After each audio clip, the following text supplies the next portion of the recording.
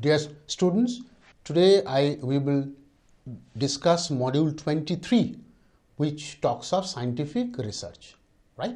Now, you know that this is a world of the technological development. You find everywhere there is a huge technological development from the micro level to the macro level. So that requires a huge scientific research. Now, unless these companies are given some incentives by the government, so they might not be interested in undergoing the research. So with a view to that, Government of India in its Income Tax Act has given several benefits for the scientific research. So today we shall discuss it and also discuss the tax planning, okay, because these are all part of the tax planning. Now you will appreciate that scientific research basically we can divide into two parts. One is in-house. That means the research is done by the company itself. Say a pharmaceutical company, it's done its own research, it has got a research wing. And there is you can pay to the third parties also for scientific research. But the main difference is, which is very, very important, when it's a in-house, it should be related to your business. That means a pharmaceutical company can only do research in pharmaceuticals, or electronics company can only do research for the electronics. But when you pay to the third parties, though those things may be related to your business, may not be related to your business. So this is the first basic thing. Now I will start first with the in-house.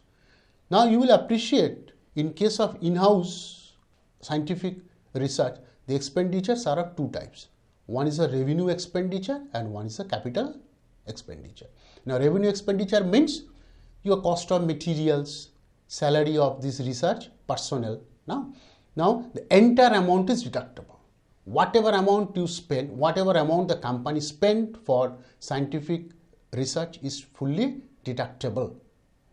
Next, in case of capital expenditure means your cost of your laboratory, then the different machines, plant tools you are using. So whatever the amount of this, you are getting full deduction on that.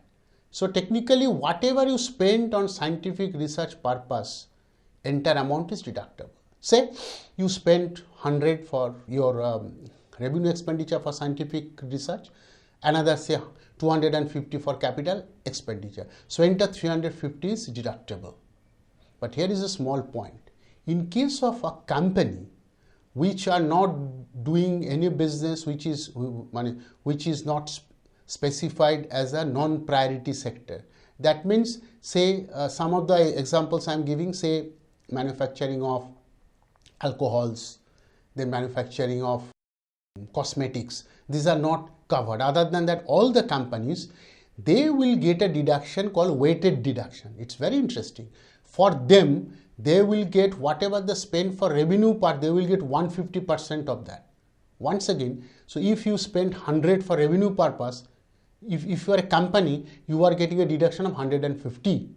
And the same is in case of capital expenditure also, the deduction is 150%, which is called weighted deduction. However, the side you won't get for the land, cost of land you won't get any deduction, and the cost of building you will get deduction not at 150% but at 100%. So this is the basic thing. So whenever you do any in-house, whenever a company is doing any in-house research, the company is getting a weighted deduction which is equivalent to 150%, except cost of building, which is at 100%. I think it's clear.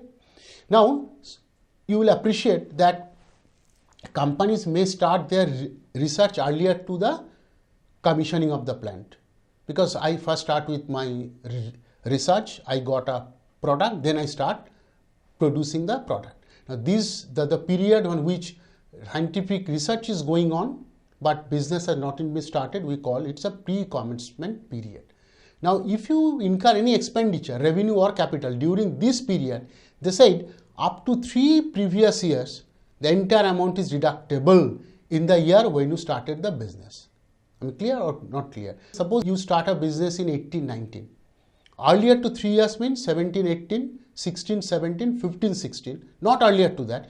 Whatever the revenue and the capital expenditure you have incurred, that entire amount is deductible, and it is only full amount is deductible. You won't get any weighted deduction, right?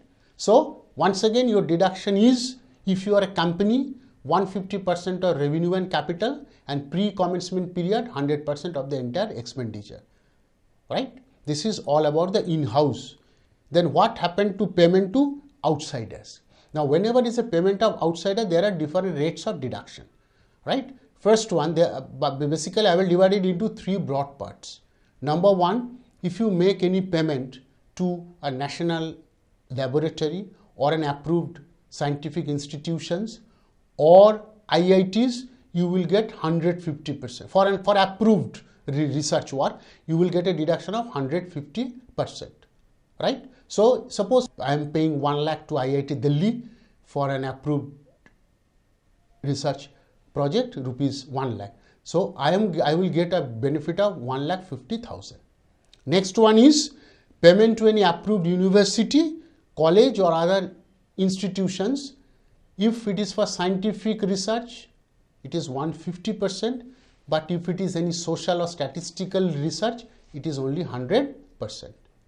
And the third one is, if I am making a payment to a company who are doing scientific research, but that means the company where I am paying, that company is doing only the scientific research and registered in India, then I will get a benefit of 100%, right? Once again, if I am paying, there are 3 rates.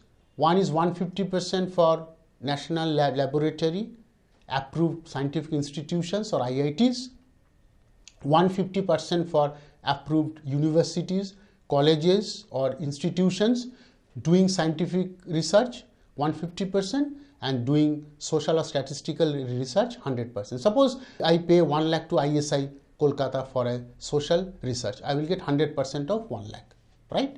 And the third one is, if I pay to a company who are doing scientific research, the rate will be once again 100%. Now you will get a very good planning part here. That means, say, take an example. Suppose you wish to pay 2 lakhs for scientific research. You don't have any in-house research. You wish to pay 2 lakh. Where do you pay for tax planning purpose? The answer is very simple. You should pay to a national laboratory, IITs, where your deduction is 150% or 3 lakhs, right? You pay 2 lakhs, you get 3 lakhs, right? So this is one of the very good planning part, that where should I pay, right? Or you can go for, should I go for in-house or should I pay? Always think over it and make one point very clear, that whenever you make a tax planning, please mind one thing very carefully. Unless there is an option, there is no planning. I am giving a small example. Suppose you wish to take a cab and to go a place P1. You have only one road. Can you plan it? No, because I have only one road. Suppose there are 3 ways through which you can reach to the destination. So you can make a plan. Should I go for the road 1 or road 2 or road 3, so that my fare is the lowest?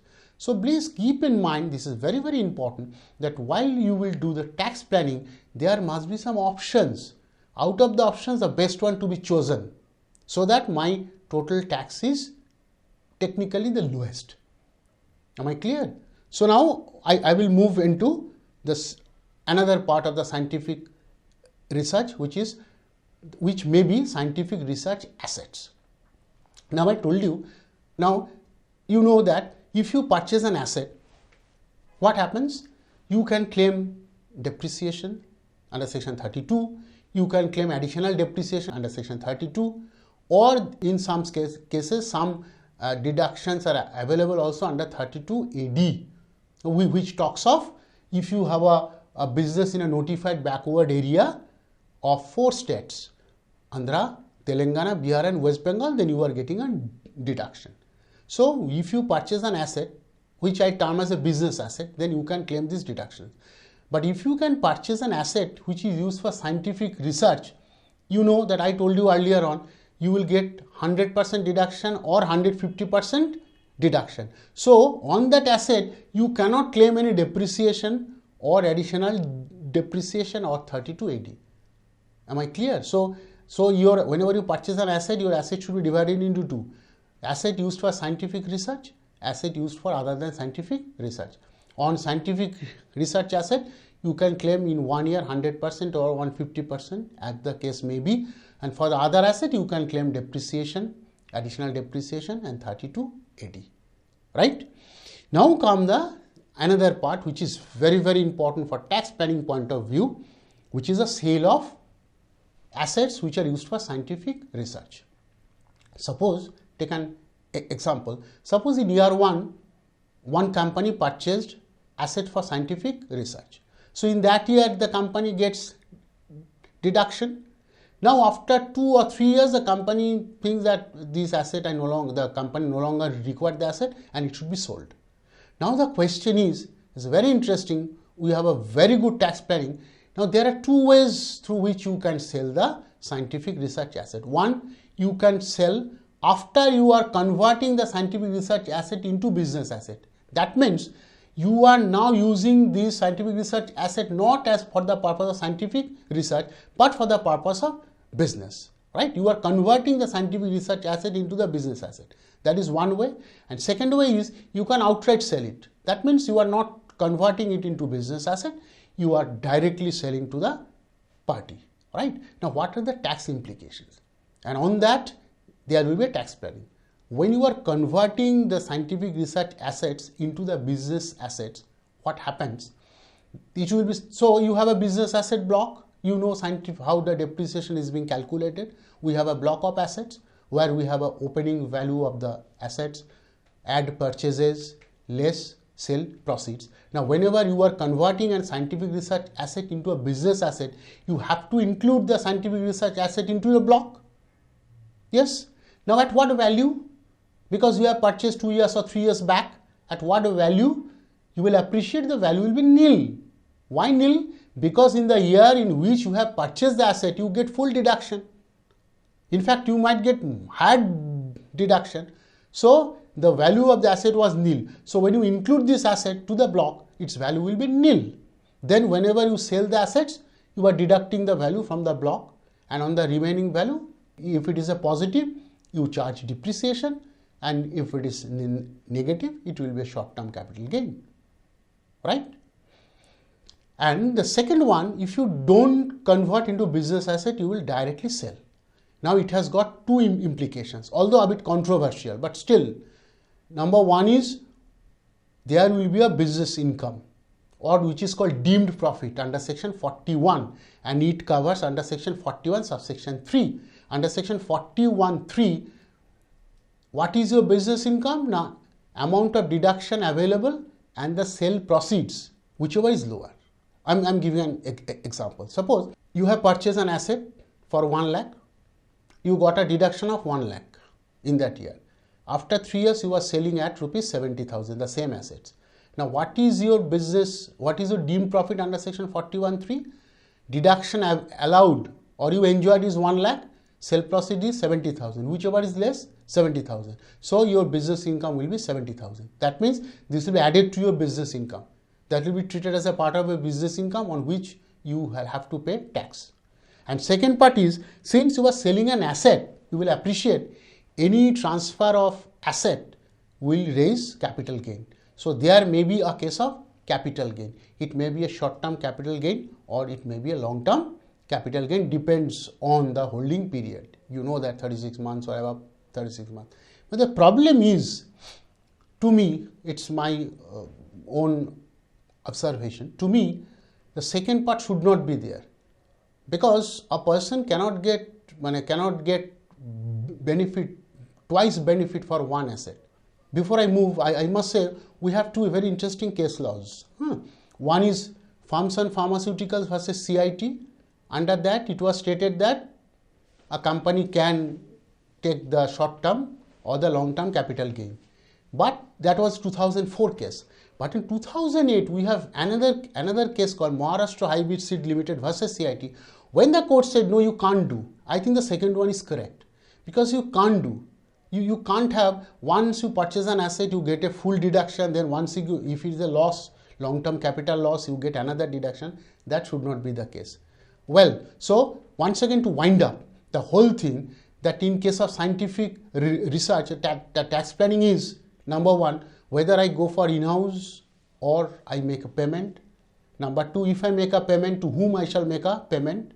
Number three, if I wish to sell my scientific research asset, should I sell outright? Should I sell after conversion into business asset? Think over it. Thank you.